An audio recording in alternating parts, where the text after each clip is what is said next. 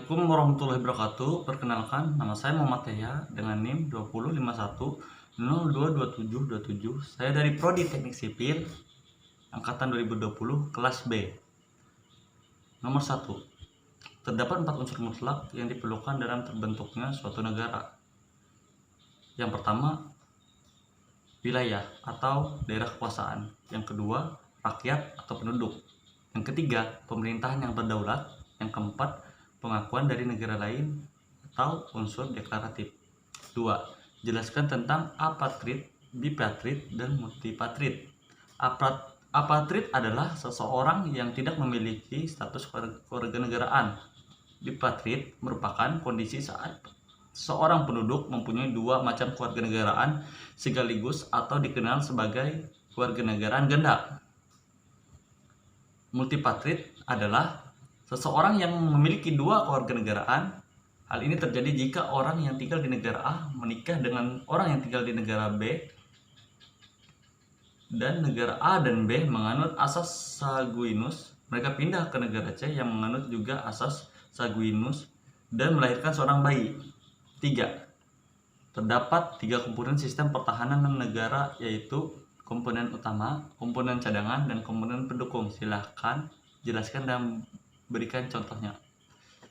Pertama, komponen utama adalah Tentara Nasional Indonesia yang siap digunakan untuk melaksanakan tugas-tugas pertahanan. Contoh, polisi atau BRIMOB.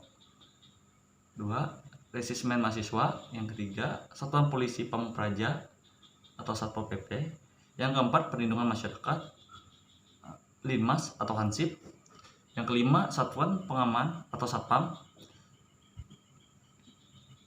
Yang ketujuh, organisasi kepemudaan. Yang ke-8, organisasi bela diri. Yang ke-9, satuan tugas atau satgas.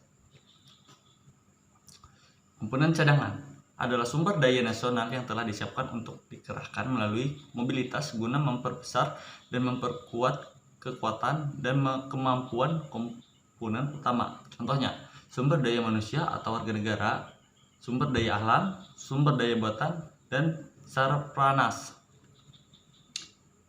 Komponen pendukung.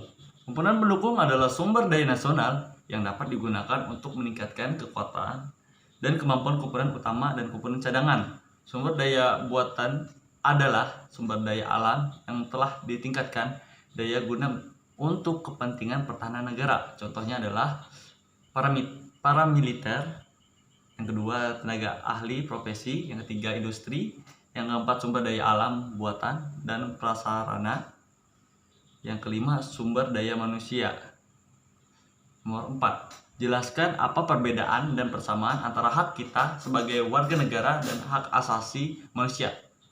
Perbedaannya adalah hak warga negara adalah hak yang hanya dimiliki warga negara seutuhnya. Sedangkan hak asasi manusia adalah hak yang dimiliki manusia seutuhnya. Dan persamaannya adalah hak tersebut sama-sama harus menjalankan kewajiban terlebih dahulu sebelum kita menuntut hak. Nomor 5.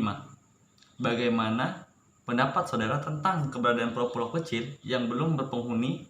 Apa yang seharusnya kita lakukan? Apa yang seharusnya dilakukan pemerintah untuk mengelola pulau-pulau tersebut?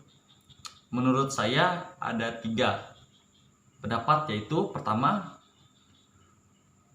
pulau tersebut sebaiknya dijadikan sebagai pemerataan penduduk agar tersebar penduduk di Indonesia merata. Persebaran penduduk di Indonesia secara merata. Yang kedua, yaitu bisa jadi dijadikan wisata baru untuk memperoleh penghasilan bagi pulau terpencil tersebut. Yang ketiga, pulau-pulau kecil harus dipandang dalam berbagai fungsi, seperti fungsi ekonomi, ekologi, dan fungsi pertahanan dan keamanan. Nomor 6. Apakah ketimpanan perekonomian dunia dapat menciptakan hidup berdampingan secara damai? Jelaskan pendapat saudara. Menurut jawaban saya tidak. Alasannya, karena negara harus bekerja sama dalam meningkatkan perekonomian. Jika salah satu negara mengalami ketimpangan perekonomian, negara lain harus membantu agar tidak menimbulkan konflik masalah yang nantinya bisa memperbesar atau bahkan terjadi peperangan antar negara yang berkepanjangan. 7. Jelaskan ciri-ciri suatu negara 7. Jelaskan ciri-ciri suatu masyarakat pluralis. 1. Ciri-cirinya adalah 1. Sudah ada persatuan dan kesatuan bangsa. 2. Sifat perjuangannya sudah bersifat nasional. Yang ketiga, tujuannya untuk mencapai kemerdekaan yang nantinya ingin mendirikan suatu negara merdeka yang kekuasaannya ditangani rakyat. Yang keempat, sudah ada organisasi modern dan bersifat nasional. Yang kelima, mengandalkan kekuatan otak atau pikiran, di mana pendidikan yang sangat berperan untuk mencerdaskan kehidupan bangsa. Yang keenam, dalam ilmu sosial, pluralisme adalah sebuah kerangka di mana ada interaksi beberapa kelompok-kelompok yang menunjukkan rasa saling menghormati dan toleransi satu sama lain.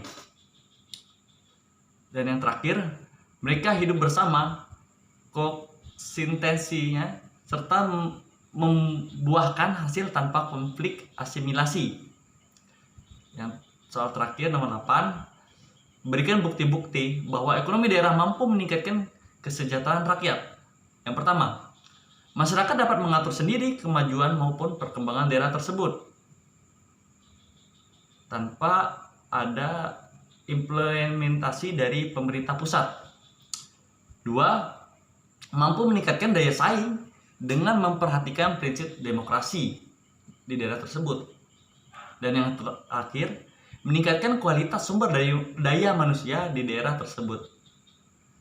Sekian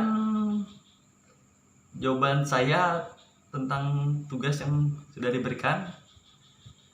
Bila ada salah kata mohon dimaafkan. Sekian, terima kasih. Assalamualaikum warahmatullahi wabarakatuh.